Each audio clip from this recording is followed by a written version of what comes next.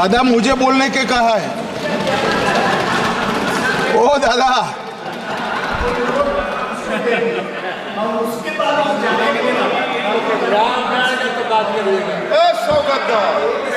स्वागत बैठ जाइए, प्लीज बैठ जाइए। माननीय गृह मंत्री प्लीज प्लीज प्लीज। मैंने उनको हिंदी में बोलने के लिए कहा दादा, प्लीज प्लीज, और कुछ नहीं कहा है। Please please please please. माननीय अध्यक्ष जी,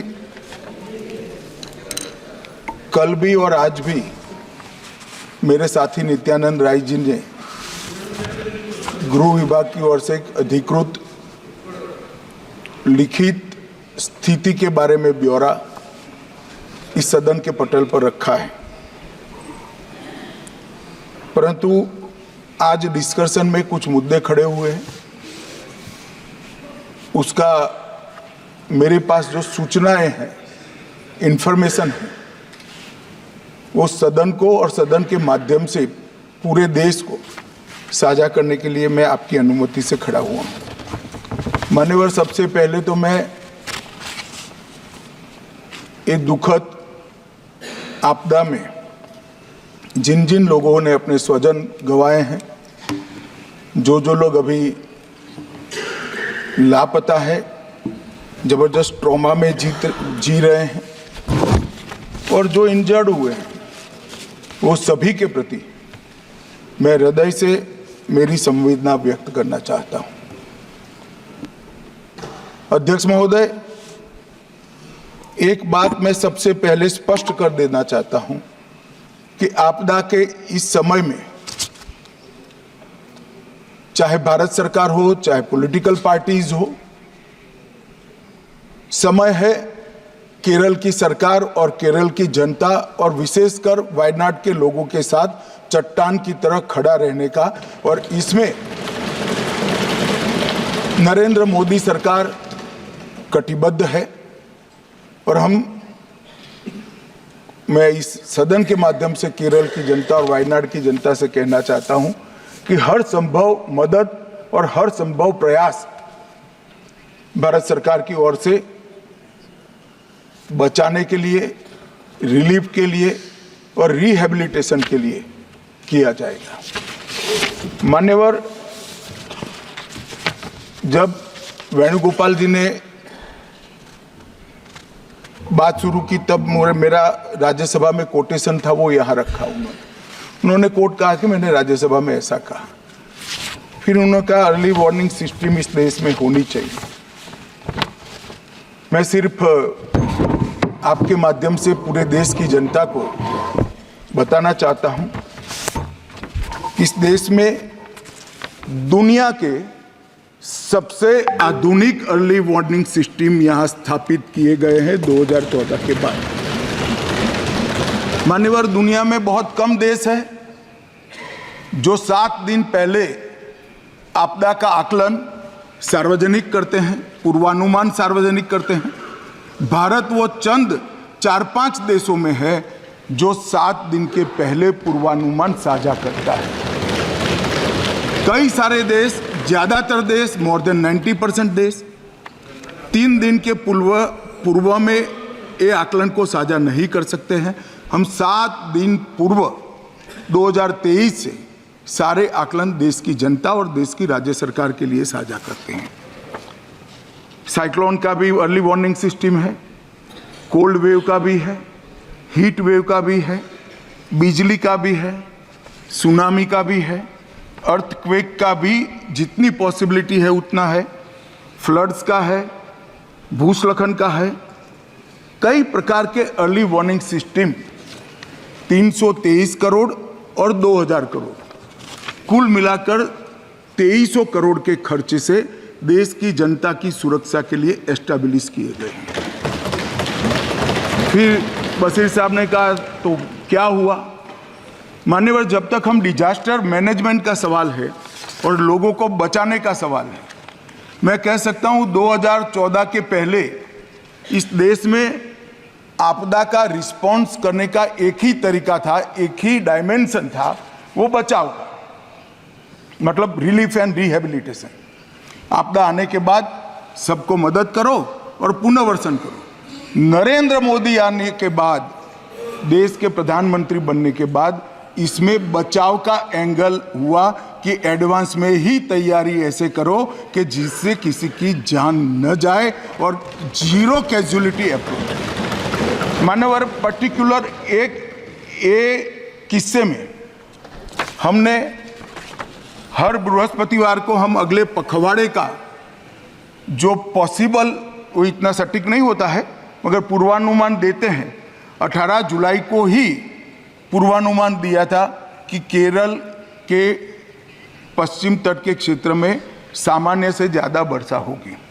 फिर 25 जुलाई को उसको स्पेसिफिक कर भारी वर्षा होगी, बहुत भारी वर्षा होगी ये कहा।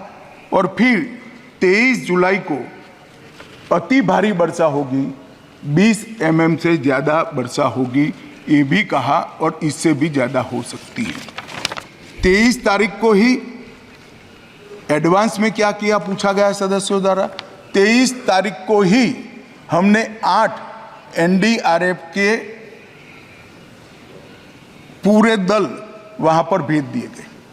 मान्यवर, क्योंकि हमें मालूम था कि 23 तारीख को 30 तारीख के आसपास भूस्खलन होगा या बाढ़ आएगी या बारिश ज़्यादा होगी तो ज़रूरत पड़ सकती है।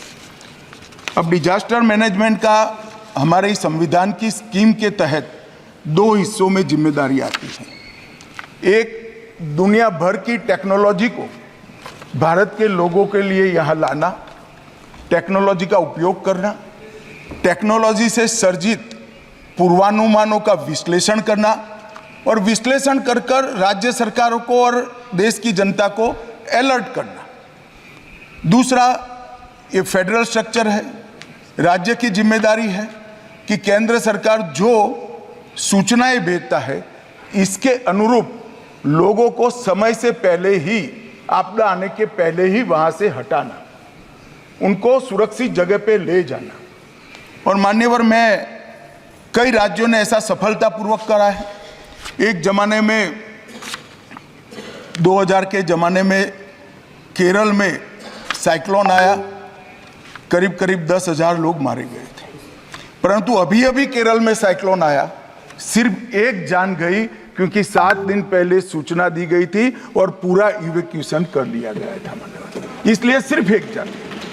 और गुजरात में भी साइक्लोन आया, गुजरात में भी 7 दिन पहले सूचना पहुंच गई थी, पूरा एक इवैक्यूएशन हो गया। मैं गर्व के साथ कहता हूं, एक भी जान नहीं गई, एक भी पशु भी नहीं मरा है, क्योंकि संपूर्णतः 7 दिन बहुत बड़ा समय होता है। राज्य प्रशासन की जिम्मेदारी है किसको उठाए। मैं कोई किसी पे दोष मढ़ना नहीं चाहता, मैं ये प्रश्न खड़े कर रहे हैं और उनको ऐसा है कि केंद्र सरकार को घेर रहेंगे, इसलिए मैं थोड़ी स्पष्टता कर रहा हूं मान्यवर।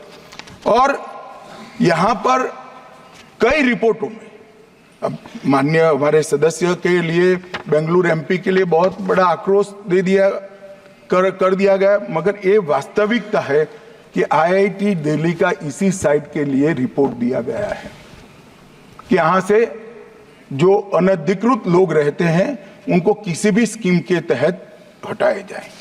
इसके बाद 2020 में भी रिपोर्ट दी गई कि इन लोगों को हटाना चाहिए, ये ज्यादा संभावना वाला बाढ़ की और भूस्खलन की ज्यादा संभावना, मगर नहीं हुआ।